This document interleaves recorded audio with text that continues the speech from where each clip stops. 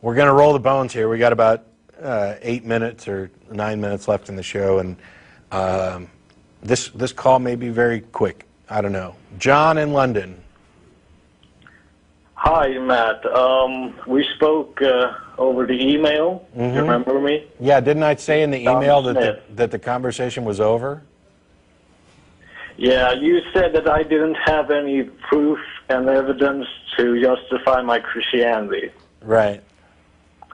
Yeah, and it's not that, it's that you reject my evidence. But I'll grant you this and say, what proof and evidence do you have that atheism is accurate and correct? Didn't I answer this in the email to you, that your question is nonsensical because atheism doesn't have a burden of proof? It is the rejection of claims that haven't met their burden of proof.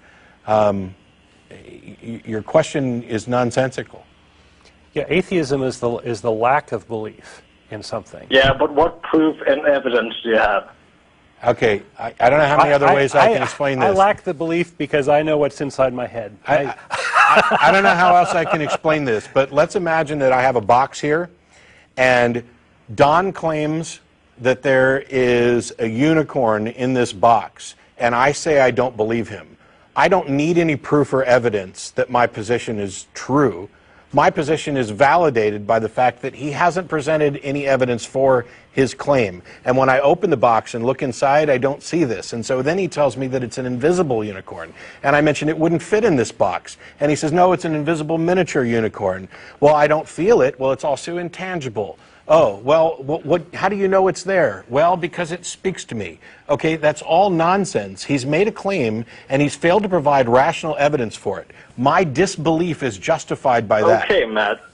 Okay, Matt, I'll grant you that. But the invisible unicorn in your imaginary box is not an ideology like atheism is.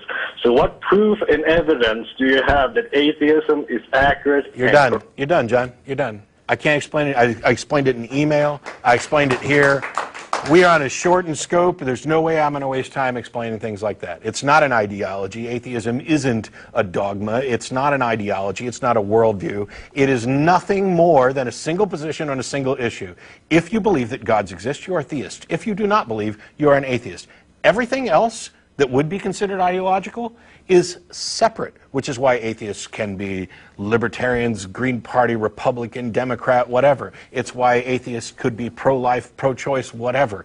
None of those things are derived from atheism. Atheism doesn't tell you anything at all about what you should do. It tells you what it is that you do not believe. I do not believe the claims that gods exist. I'm sorry that you cannot wrap your head around the burden of proof, epistemology, where and how we determine what evidence should or shouldn't be considered valid and useful. I'm absolutely sorry that you can't do that, but I have no other way to explain it to you, which we've done in email and on 2 or 3 shows now, and you've come with, oh, people can drink poisons, just like it says in Mark 16. Well, first of all, Mark 16, 9 through 20 is most likely a forgery, and if you do a little research, you'd find that out.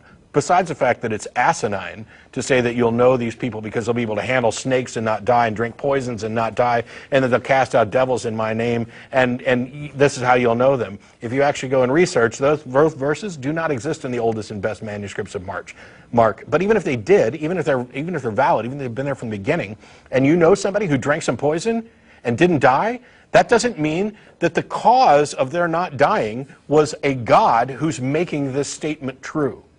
It's asinine. And you're done, John. You don't get on anymore, ever.